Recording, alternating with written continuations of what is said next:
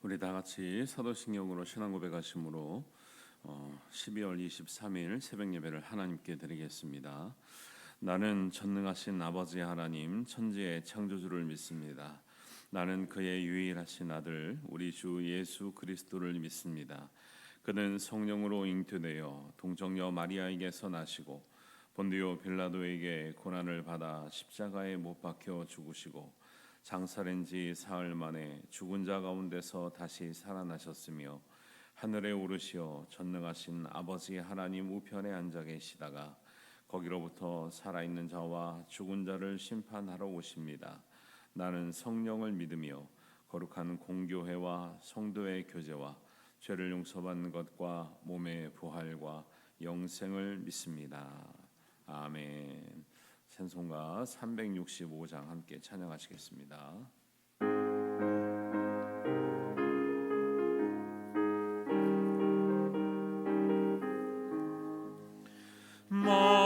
마음속에 근심 있는 사람 주 예수 앞에 아뢰어라. 슬픈 마음 있을 때에라도 주 예수께 아뢰라. 주 예수 앞에 아뢰어라. 주리의 친구니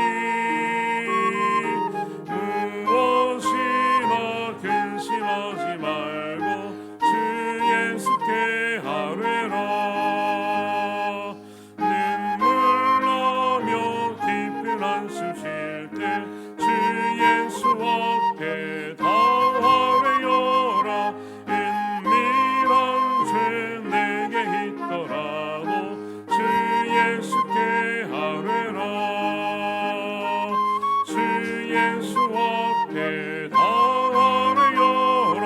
주리의 친구니 무엇이나 근심하지 말고 주 예수께 아뢰라. 괴로움과 두려움 있을 때에 주 예수 앞에 다 아뢰어라. 내일 일을 염려하지 말고 주 예수께 아뢰라. 주 예수 앞에 다 아뢰어라. 주리의 친구니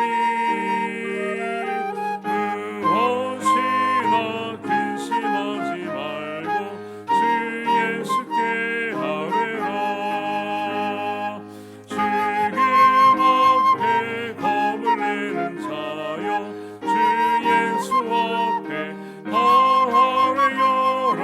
하늘 나라 바라보는 자여 주 예수께 아뢰라.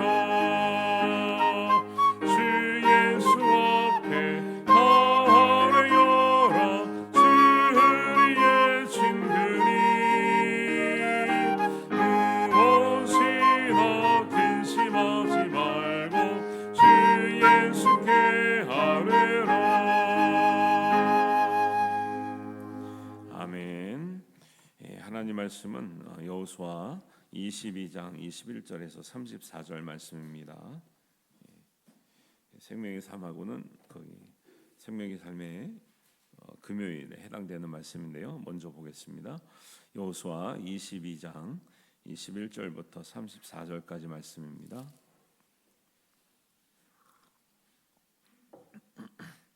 우리 한 목소리로 봉독합니다. 르우벤 자손과 갓 자손과 므낫세 반지파가 이스라엘 천천의 수령들에게 대답하여 이르되 전능하신 자 하나님 여호와 전능하신 자 하나님 여호와께서 아시나니 이스라엘도 장차 알리라. 이 일이 만일 여호와를 거역함이거나 범죄함이거든 주께서는 오늘 우리를 구원하지 마시옵소서. 우리가 제단을 쌓은 것이 돌이켜 여호와를 따르지 아니하려 함이거나 또는 그 위에 번제나 소제를 드리려 함이거나 또는 화목 제물을 드리려 함이거든 여호와는 친히 벌하시옵소서. 우리가 목적이 있어서 주의하고 이같이 하였노라.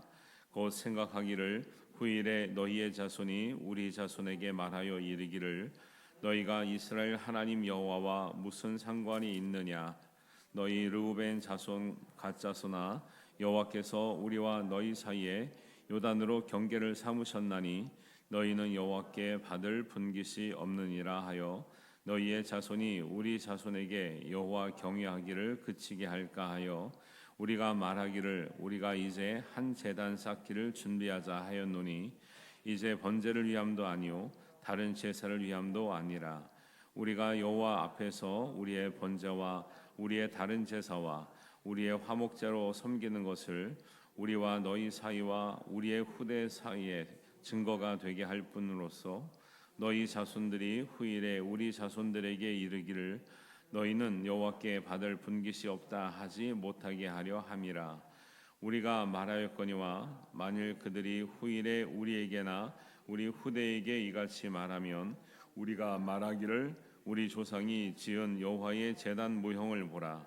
이는 번제를 위한 것도 아니요 다른 제사를 위한 것도 아니라 오직 우리와 너희 사이에 증거만 되게 할 뿐이라.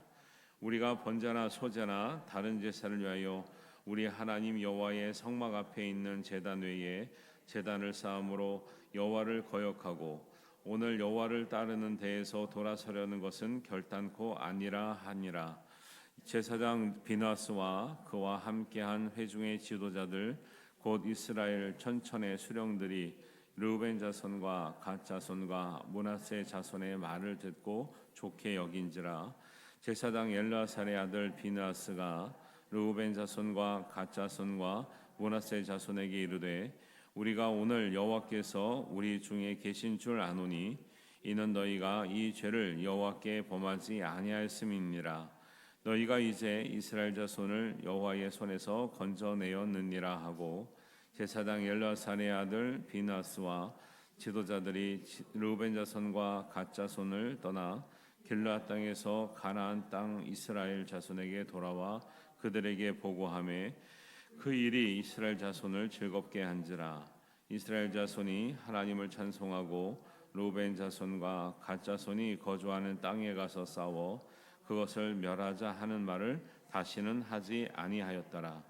르우벤 자손과 갓 자손이 그 제단을 에시라 불렀으니 우리 사이에 이 제단은 여호와께서 하나님이 되시는 증거라 함이었더라. 아멘. 예, 22장의 이제 후반부를 읽었습니다. 근데 이제 22장 전체가 하나의 이야기로 이어지고 있는데 요점은 이스라엘 지파 중에서 이제 먼저 땅을 분배받은 사람들이 요단 동편에 있다 그래요. 요단 강을 넘어오기 전에 세 지파가 이제 분배를 받잖아요. 지도 생각하시면서 이제 들으시면 도움이 될 건데요. 거기 있는 사람들은 이제 먼저 땅을 달라고 하는 것이 사실은 모세에게는 되게 못마땅했죠. 좀 이기적인 것 같고 또 하나님을 거역해서 하나님께서 진노하실까봐 걱정을 했는데 이제 뭐 나름대로 이유가 있어서 양들이 많고 또 자녀들이 어리기 때문에 그렇다 하는 이유로 남겨뒀어요. 그렇지만 이제 그래도 마음은 뭐 잘못된 마음이 아니어서 대신에 우리가 건너가서 가나안 땅 가서 싸울 때 우리가 같이 협력하겠습니다 해가지고 7년간의 싸움을 사실 동고동락을 하면서 한 거죠. 그러니까 7년에 이제 가나안 전쟁이 끝난 다음에 이제 여호수아가 봤을 때 이제 땅은 모세 때 받았고 싸우기는 여호수아 때 이제 싸웠잖아요. 그래서 여호수아가 이제 돌려보낼 때 참 수고했다, 잘했고 가서 다시 너희 땅에 가서 하나님 잘 섬기고 믿음 생활 잘해라 하고 축복하고 이제 돌려보냈는데 가다가 이 세 지파가 그 세 지파 사람들이 요단강을 건너기 전에 거기다가 큰 제단을 쌓는 거예요. 근데 이거를 이제 소식이 들린 거죠. 가다가 얘네들이 온전히 빨리 건너가지 않고 요단 건너가기 전에 큰 제단을 쌓더라. 얘네 뭔가 이상하다 얘네. 이거 무슨 다른 목적이 있다. 그리고 가다가 옛날처럼 막 광야에서 그 하나님을 배반하고 할 때처럼 뭔가 우상을 숭배하는 거 아니냐 이런 오해가 있어가지고 이제 나머지 9지파의 이 수령들이 이제 천부장들이 대표로 이제 비느하스 제사장 비느하스가 달려가가지고 싸우려고 달려가 쫓아가 가지고 따지는 장면이 이제 우리가 바로 읽었던 앞 장면이죠. 가가지고 너희가 또 옛날에 바알 부월의 사건처럼 아니면 아간의 사건처럼 다른 제단을 섬기다가 너희들 큰일 나려고 하냐? 너희만 문제가 아니라 우리까지 다 같이 망한다. 하나님은 한 명 때문에 얼마나 많은 사람들이 피해받는지 아느냐? 이렇게 따져 물으니까 이제 21절 오늘 읽은 부분부터는 그게 아니라 우리가 이런 마음으로 한 것이지 그렇게 우상을 섬기거나 다른 뜻이 있거나 무슨 해를 입히려고 하는 것이 아니었습니다라고 이제 변론을 하는 이제 부분에 해당되는 거죠. 그래서 21절, 22절, 23절에 이제 요약을 보면 21절입니다. 루벤 자손과 갓 자손과 므낫세 반지파가 이스라엘의 천천의 수령에게 대답하여 이르되 대답을 하는 거예요. 천천의 수령들은 앞에서 왔던 이제 천부장을 말합니다. 천부장은 1000명의 군사를 거느리는 그 대장들이에요. 그러니까 이게 만약에 이게 지금 여기는 군사를 데리고 온 건 아니라고 하는데 그러면 이제 만약에 천부장들이 1000명씩만 데려오면은요 9,000명 오는 거 9,000명. 아이성을 칠 때도 3,000명 갔다가 이제 혼나고 왔는데 9,000명이 데리고 왔다 그러면 이제 큰 전쟁이 일어날 뻔한 거죠. 이게 엄청난 일인 거예요. 사실은 우리가 성경으로 그냥 글로 보니까 이게 별거 아닌 것처럼 넘어가지만 같은 동족끼리 여태까지는 가나안을 상대로 싸웠기 때문에 명분이 있는 거죠. 근데 잘 싸우고 나니까 이제 동족끼리 엄청난 큰 전쟁이 일어날 것 같은 이 막 조짐이 막 이 일촉즉발의 상황이 된 거죠. 그래서 이제 그렇게 범죄하려고 하는 거냐 그랬더니 대답하여 이르되 그게 아니라 22절입니다. 전능하신 자 하나님 여호와 두 번 부르잖아요. 이게 진실로 그러하다는 거죠. 예수님도 가끔 우리 성경에 보면 내가 진실로 너에게 이르노니 그렇게 말씀해서 굉장히 강조하고 있는 이제 그런 화법인 거예요. 여호와께서 아시나니 이스라엘도 너희들도 알게 될 것이다. 이 일이 만일 여호와를 거역함이거나 범죄하거든 주께서는 우리를 구원하지 않아도 좋다.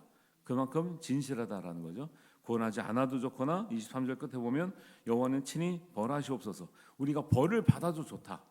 그만큼 우리가 진실하다. 우리가 잘못되지 않았다라고 말하는 거예요.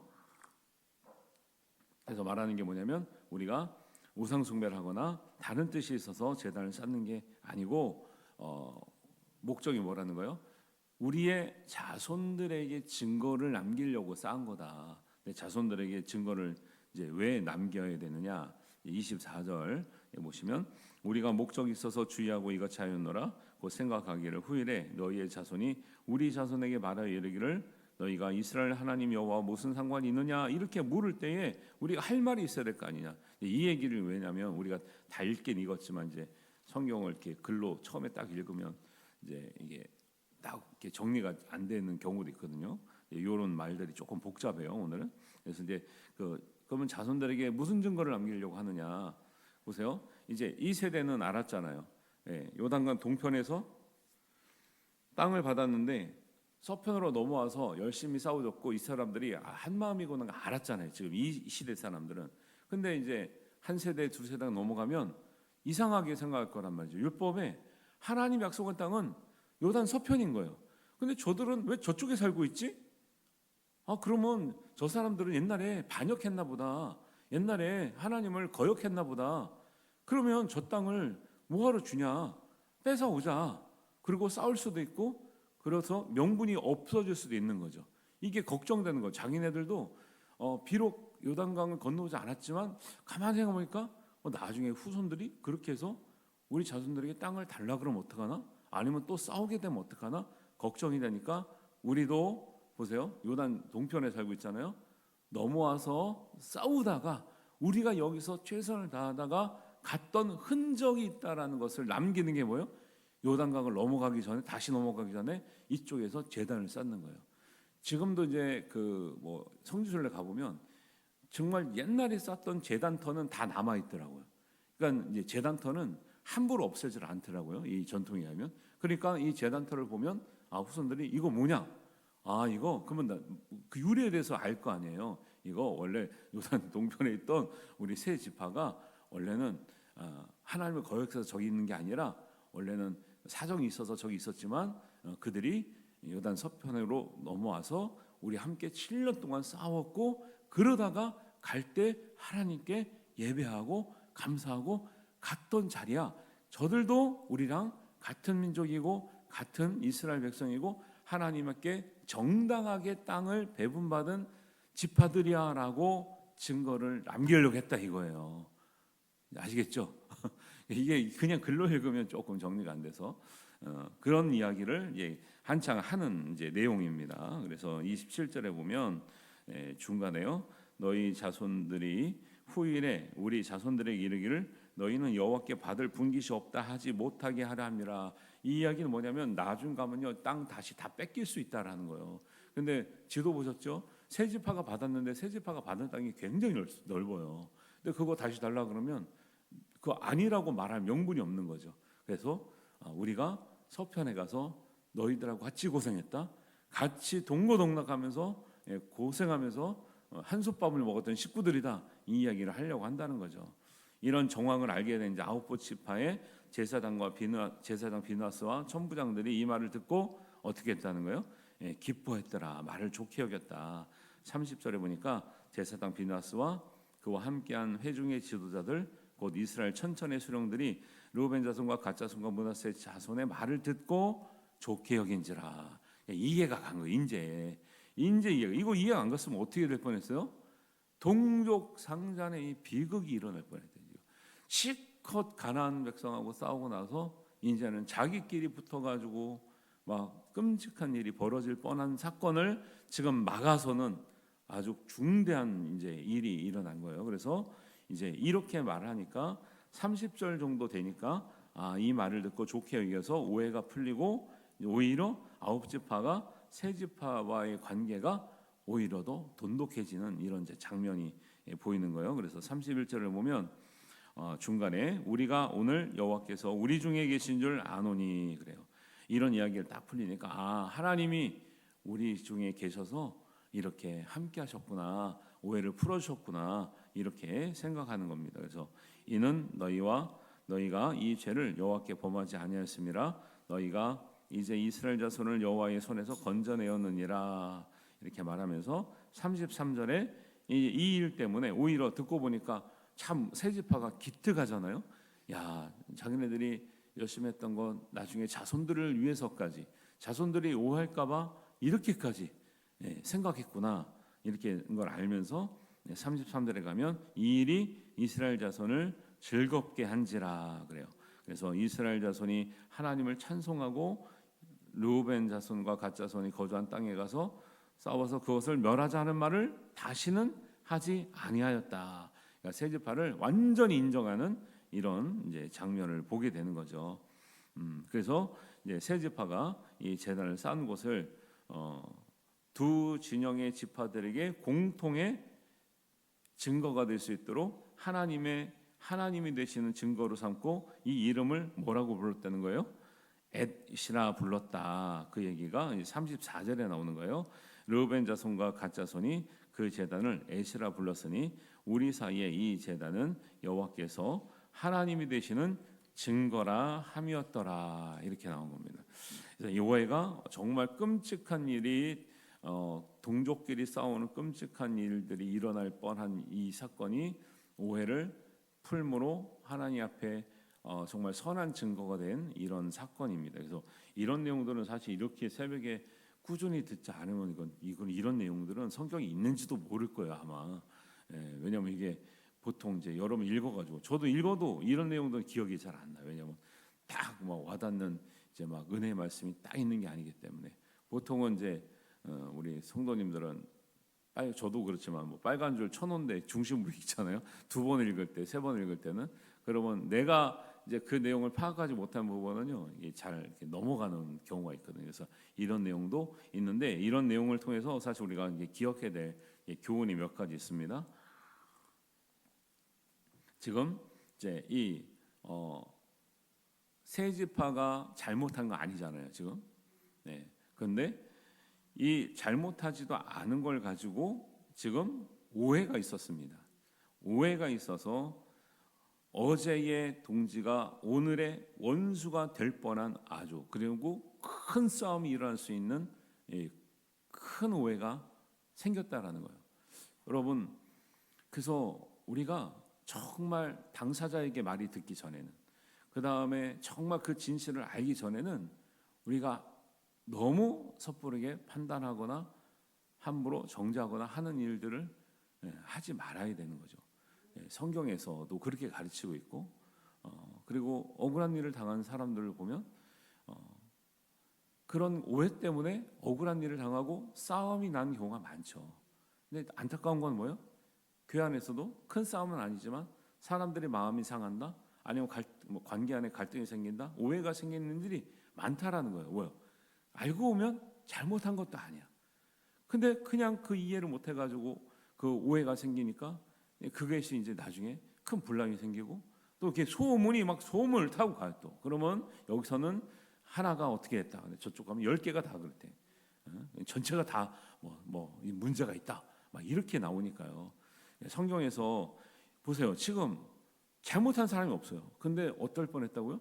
큰 싸움이 날 뻔했다니까요. 민족 간에 이런 것들을 이제 우리가 조심해야 된다. 두 번째는 세 지파가요, 나쁜 일을 했어요, 좋은 일을 했어요? 좋은 일을 했어요. 제단을 쌓는 하나님께 예배하는 일에 보세요. 하나님의 예배하는 일로도 무슨 일이 생길 수가 있어요? 오해가 생길 수 있다는 거예요. 아니, 예배하는 일에 무슨 오해가 있을까요? 근데 뭐 예배하는 일 때문에 오해가 생기는 거죠. 그러니까 우리는 교회 일은 오해가 없을 것 같잖아요. 안 그렇죠. 믿음 생활 한 사람들끼리는 오해가 없을 것 같잖아요. 안 그렇죠, 사실은. 그렇죠?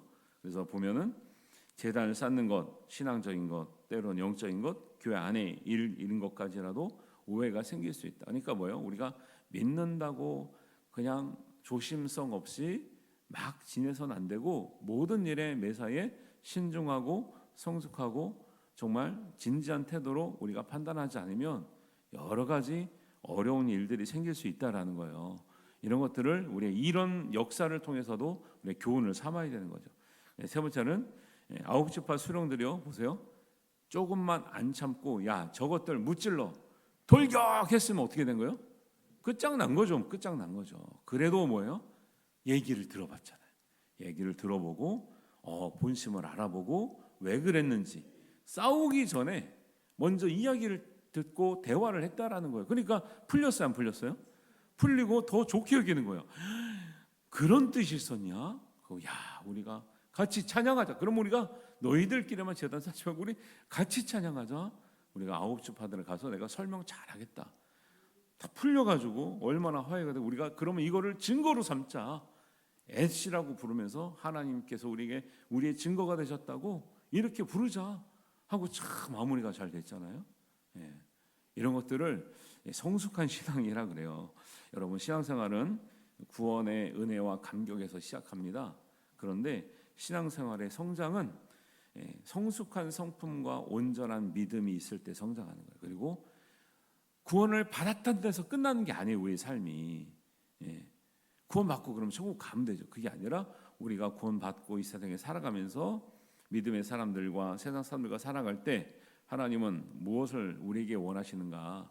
너희가 성숙한 성품과 온전한 믿음으로 우리가 살아가고 있는 가정이나 교회나 이웃에게 덕이 되도록, 은혜를 끼치도록 우리에게 하나님께서 요구하시는 비공식적인 사명이 있는 줄 믿습니다.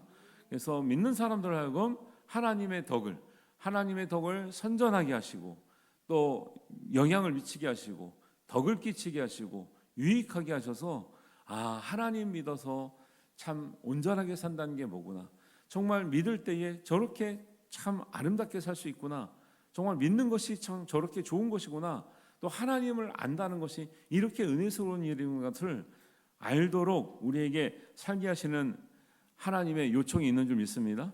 그게 이제 믿음 생활이라고 하는 거예요. 그런데 사람들은 우리가 구원받았으면 끝나는 줄 알고 그 이후로는 아무것도 변하지 않으려고 하는 이제 성향이 있죠. 그렇게 하면 안 된다는 것이고요. 성경을 볼 때도 이런 사건을 통해서도 우리가 성숙한 성품이, 그 다음에 정말 온전한 대화하고, 또 상대방을 존중하고 배려하고 대화하고 들어주는 것, 경청하는 것, 이런 것들이 굉장히 중요하다는 것을 말씀하고 있죠. 우리가 힘이 없어서 그렇지, 우리가 정말 옛날 시대처럼 군사력을 가지고 있고 권력이 있으면요, 내 마음에 안 드는 거 부딪히려고 하면 얼마나 많이 싸움이 나겠어요. 이런 것들을 우리가 이제 볼 수가 있고요. 하나님은 누구에게나 구원의 은혜를 베푸시지만 하나님이 하나님의 일을 하게 하실 때는요, 온전한 사람을 찾으셔요. 실수가 없는 사람을 찾으신다고요. 그리고 급한 사람이 아니라 성품이 온유한 사람을 찾으셔요. 그래서 하나님은 온전한 사람을 사용하시고 사람과 교회에 또 이웃에게 덕을 세우는 사람이 온전한 사람인 줄 믿습니다. 그래서 성경에 그런 말씀들이 많이 나오죠. 그래서 몇 가지만 살펴보면 우리가 사실은 보세요. 이게 지금 물리적으로 충돌하기 전에 말로써 풀어가잖아요. 그러니까 성경에도 야고보서 3장 2절입니다. 우리가 다 실수가 많으니, 다 사람들은 실수가 있게 마련이죠. 그러나 어디에 실수가 제일 많아요? 말하는 데 실수가 많아요. 그래서 말이 때로는 믿음이 되기도 해요. 그렇죠? 우리 마음에 있는 것이 말로 나오는 거잖아요. 그래서 야고보서 3장 2절에는 우리가 다 실수가 많으니 만일 말에 실수가 없는 자라면 곧 온전한 사람이라 능히 온 몸도 굴레를 씌우니라, 이렇게 나와요.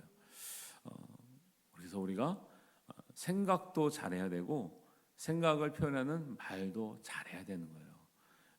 그게 성숙한 믿음으로 가는 지름길인 줄 믿습니다. 그리고 먼저 구원을 받은 사람들은 반드시 이것까지 살필 때 하나님의 일을, 하나님의 교회를, 또 하나님의 가정을 더 복되고 온전하게 하시는 줄 믿습니다. 이런 것들 우리가 굉장히 주의해야 하는 거죠. 그래서 잠언 17장 3절에도 이런 말씀이 있어요. 도가니는 은을, 풀무는 금을 연단하거니와 여호와는 마음을 연단하시느니라, 그래요. 여러분, 연단받지 않는 금속들은요, 쓸데가 없는 거예요. 반짝인다고 쓰는 게 아니죠.